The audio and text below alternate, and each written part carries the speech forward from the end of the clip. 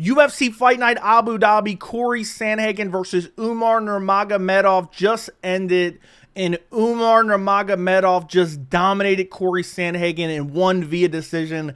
I personally gave him all 5 rounds. You could maybe give Cory Sandhagen a round, but we'll get to that in a second. This is going to be my main event post-fight recap. I'll be also doing a full card post-fight as well, so you can check that out when it comes out. Make sure to subscribe to the channel. Make sure to turn on notifications.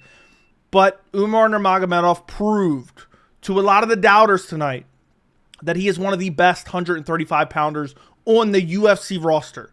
And even though Cory Sandhagen came in with all this privilege, I mean, think about it, the opportunity to beat a guy ranked out of the top 15 who has no top 10 wins and to get a title shot off of that win, Cory had all the privilege in the world. All right, I'm trolling a little bit. But he still couldn't get it done. We'll get to more of that in a minute and talk about what's next for Umar, what's next for Cory a little bit. But let's go through it round by round. Round 1, Umar came out and basically immediately got a takedown, maybe 30 seconds, a minute into the round. Took his back, and I'm like, oh my goodness.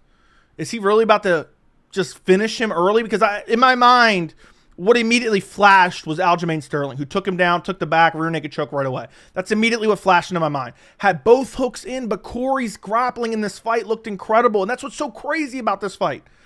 But dug out the hooks, avoided any bad positions, ended up back on the feet. Now, they go back and forth striking. Umar's landing shots, Cory's landing shots. Cory's landing some good leg kicks. But Umar was landing some good leg kicks and some good body kicks as well. And Umar was checking some kicks, and also he was even checking kicks to the body. He was raising the knee up to block some of the kicks to the body. And then late in the round, Umar got another takedown. And I thought it was kind of close. I favored Umar very slightly in the striking in round 1. I thought he just barely outstruck him. Then he had 2 takedowns. I'm like, you know what? You got to give Umar round 1. Round 1 was the closest round. I thought round 1 was round 1, and I think round 3 were pretty close as well. But I thought round 1 was the one round that you could give to Cory Sandhagen. Outside of that, I really don't see any other round. Now, round 2, very similar. But Umar's just landing good shots, just outstriking Cory. I mean, I thought he clearly won round 2. He got a late takedown, took the back, kind of in that weird position. He would shoot in on a takedown, then Cory would Granby roll, and then Umar would end up with both hooks in, but Cory would be at an elevated position throughout this fight. It's not just in the second round. You know, all the situations were very similar. It's hard to specifically remember round by round how the scrambles played out. But in the second round, took his back a little bit. At one point, he started kind of looking for a rear naked choke with no hooks in because Cory dug out both hooks. He was in a twister position kind of for a second. He was in a crucifix position kind of for a second.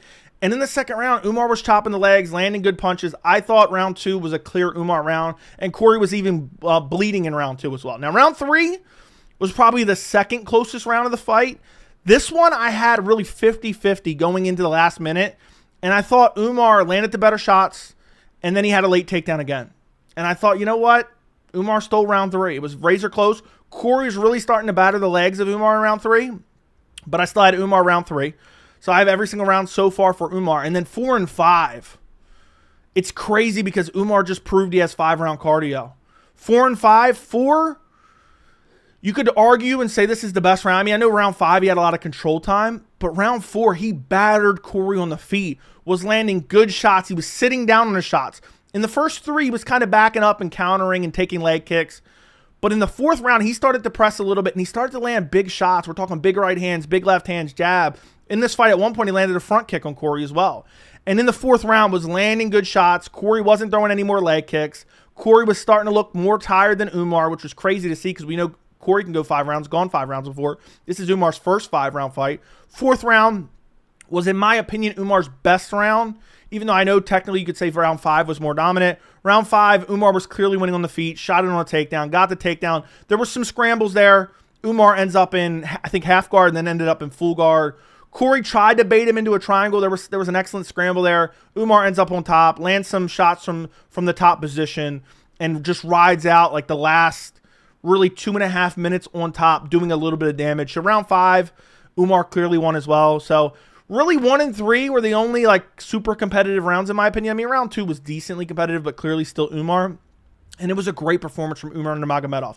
And I know each of these rounds I'm saying, oh, well, Umar got a takedown. Outside of round 5, there was no real substantial control time from Umar, nor was there any real substantial ground and pound from Umar throughout the first 4 rounds.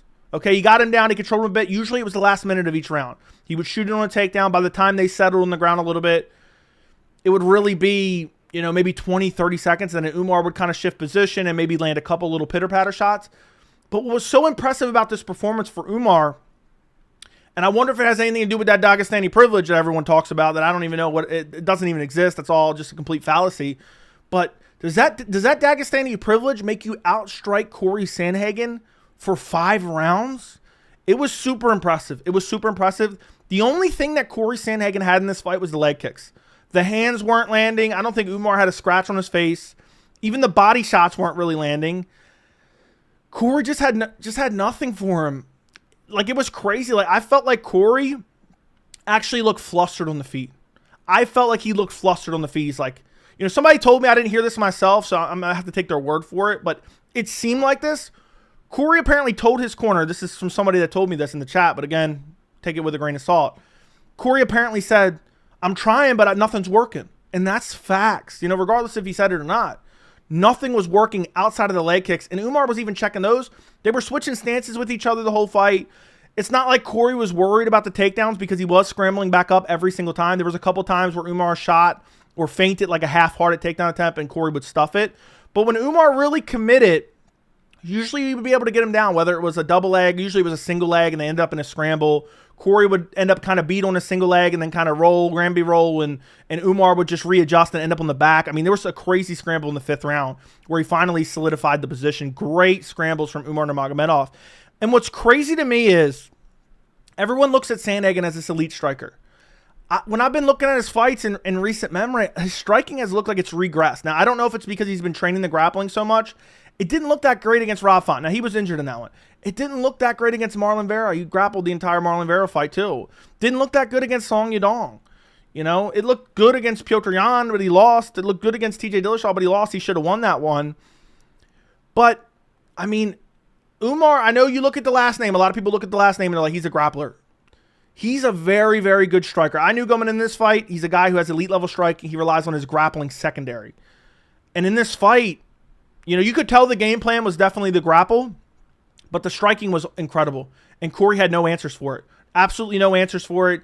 4th, 5th round, barely threw any leg kicks. I think it's because Umar was reaching down, looking to set up the takedowns off of those kicks. And it's like Cory just could not get going at all. And he looked tired.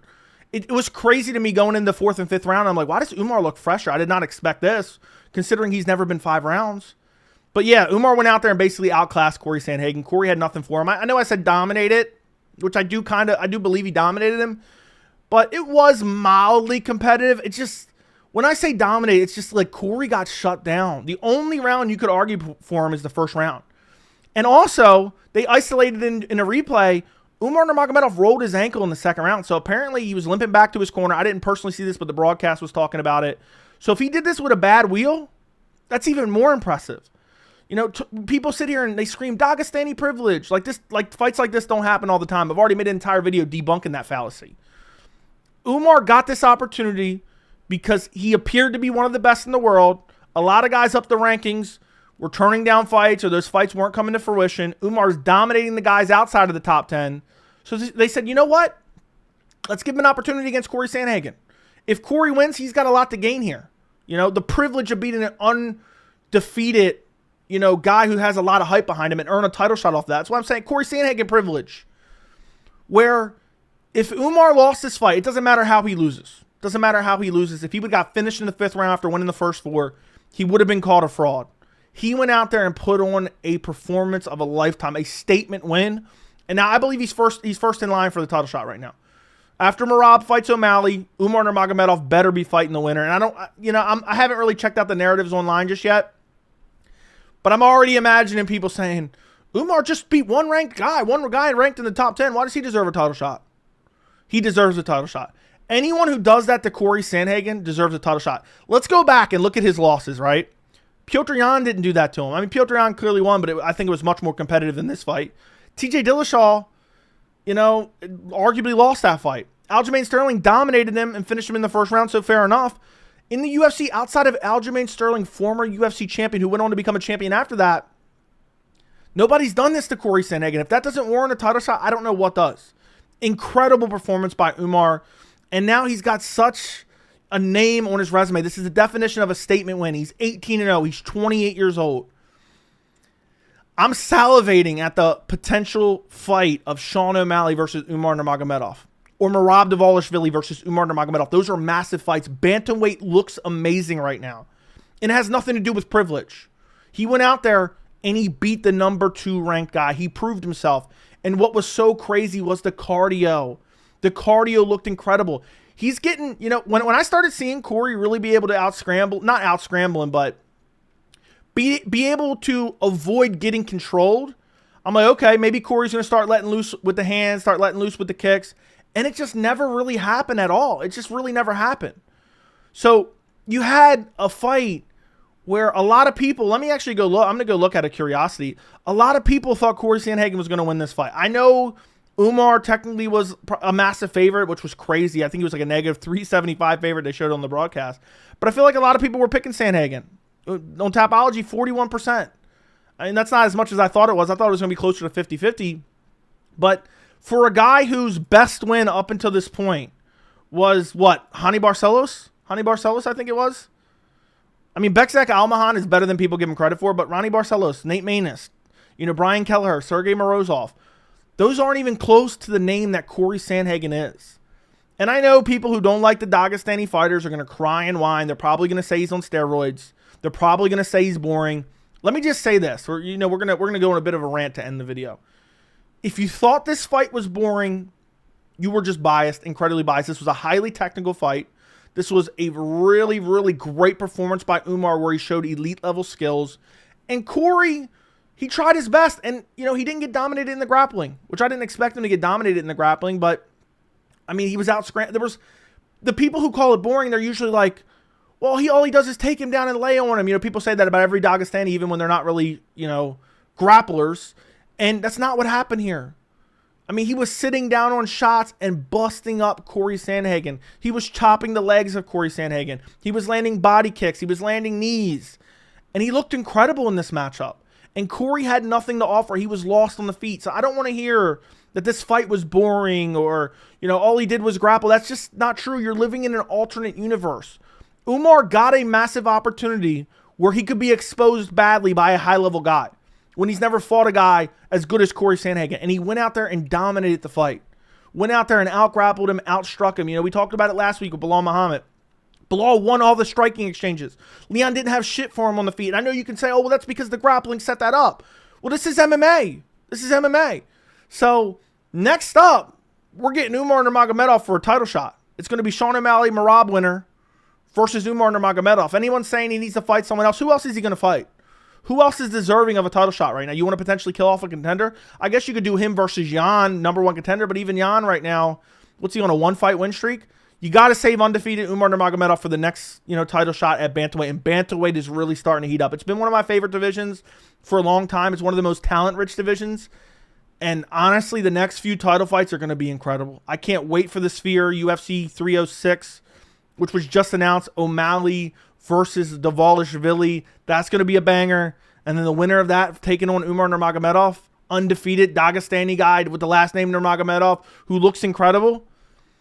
That's amazing. That's absolutely amazing. Now, as far as Cory Sandhagen, I don't know who he fights next, to be quite honest. I'm not looking at the rankings right now, but I really don't know who he fights. Could he fight maybe?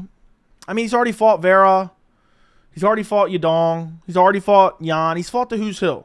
And by the way, this fight confirmed to me that he would have lost the rematch to Aljamain Sterling, because he gave up his back he always gives up his back to get up. Now, in this fight, it worked fine.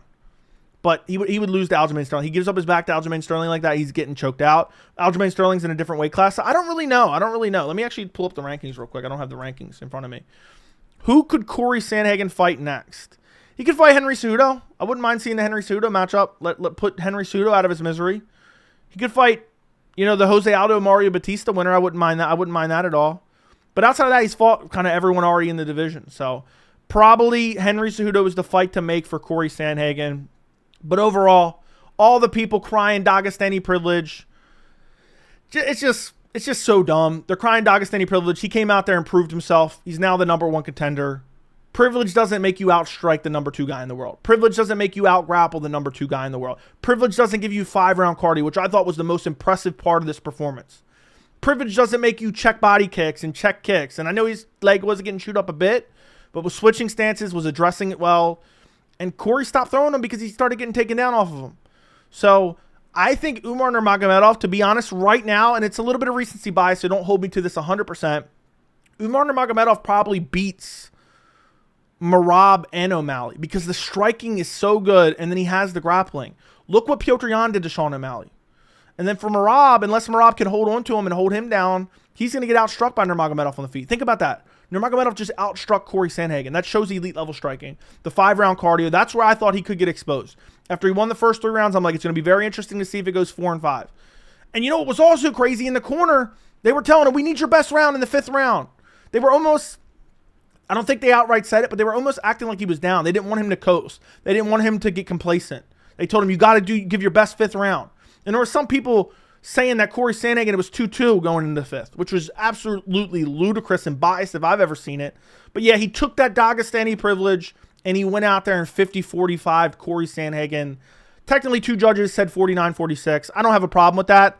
If you look at the scorecards, Ben Cartilage gave round 1 to Cory Sandhagen. I don't know where David Leatherby, I don't know where he got round 2 for Cory Sandhagen. That's completely delusional and mentally ill. Mike Bell style 10-8 round in the Valentina Shevchenko versus Alexa Grasso fight. Makes absolutely no sense. But Umar is the real deal. He is the number 1 contender. The Dagestani privilege served him well in this fight. He gets it done. He dominates Cory Sandhagen. And Cory Sandhagen doesn't make any excuses. Doesn't make any excuses. Says, look, I think he's going to win the belt, and I'm going to earn my way back to him. So shout out to Cory for taking this fight and not kind of squatting on his rankings like somebody like Michael Chandler or other people who just sit out and wait for the best possible matchup they can ever get and ducking legit contenders. Shout out to real fighters like Cory Sandhagen. And shout out to Umar Nurmagomedov for being willing to take a massive step up. And if anybody, one last thing, if anybody says he doesn't deserve a title shot, Sean O'Malley got a massive jump up after getting babied for years. He robbed Petr Yan and then got to sit out and wait for a short notice turnaround Aljamain Sterling to get the ample, perfectly timed title shot that gave him, that stacked the odds in his favor to win that title. So I don't want to hear Umar doesn't deserve a title shot. He should sit out and wait for his title shot against the winner of O'Malley versus Merab at the Sphere. Let me know what you guys thought of the main event. Like the video, subscribe to the channel, and thank you so much for watching.